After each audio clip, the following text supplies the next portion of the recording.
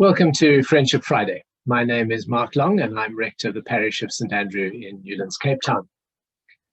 I talked a little around who we are and the nature of our relationship with ourselves, with God, with one another on Wednesday. And would like to explore that again, or a little more this morning, perhaps more though around silence and the role that that plays in who we are.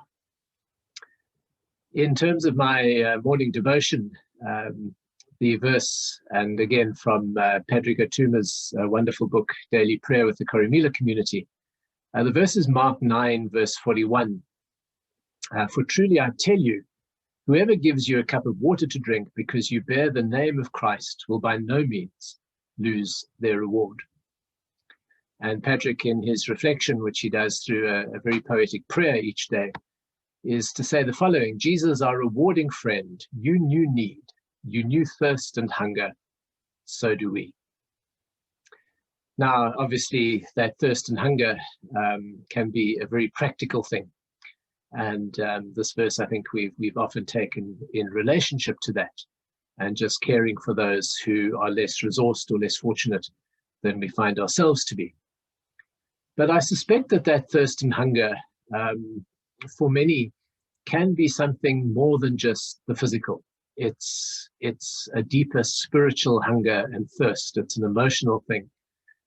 It's something that our soul experiences, and it really needs to be nurtured. Pierre de Teilhard de Chardin, and I have no idea if I've pronounced that correctly, but he spoke of us being spiritual beings having a human experience. Which turns on its head our normal thinking that we're human beings who occasionally might have a spiritual experience. But it strikes me that if we are these spiritual beings, what are we doing to nourish and nurture our spiritual nature? And where do we find that nourishment and that nurture? And I would suggest that silence can be one of those places, not the only place, but one of them. I've discovered a wonderful podcast titled Encountering Silence, and been listening to a few of those over the last while. And interestingly, the podcast reflects that silence can be both something really good and something quite dangerous. Really good because in a world that culturally seems to fear silence, it really is good to find silence and to just discover God, I guess, and ourselves in that silence. Silence, of course, can be quite dangerous. And when we think of something like gender-based violence, silence around deeply hurtful and breaking social issues such as that can be extremely dangerous. We need to be noisy. We need to hold these things up that the light of God may shine on them. And silence is not a good thing in that context. I was aware this last Sunday, Remembrance Sunday, we kept the 2-minute silence. And I, in fact, set the timer on my watch because I knew that I would find 2 minutes of silence very long. And if I didn't have the timer on my watch set, I was more than likely to break into that silence, maybe after only 30 to 40 seconds. We maintained the 2 minutes because my alarm on my watch just kept that marker for us.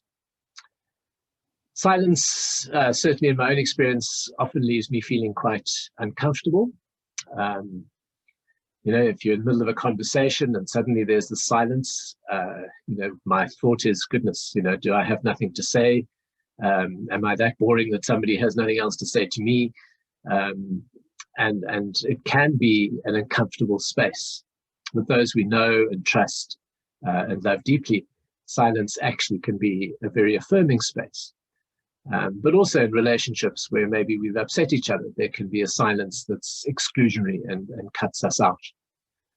And so the question I'm asking this morning really is, what is our relationship with silence? What's your relationship with silence? How do you experience it?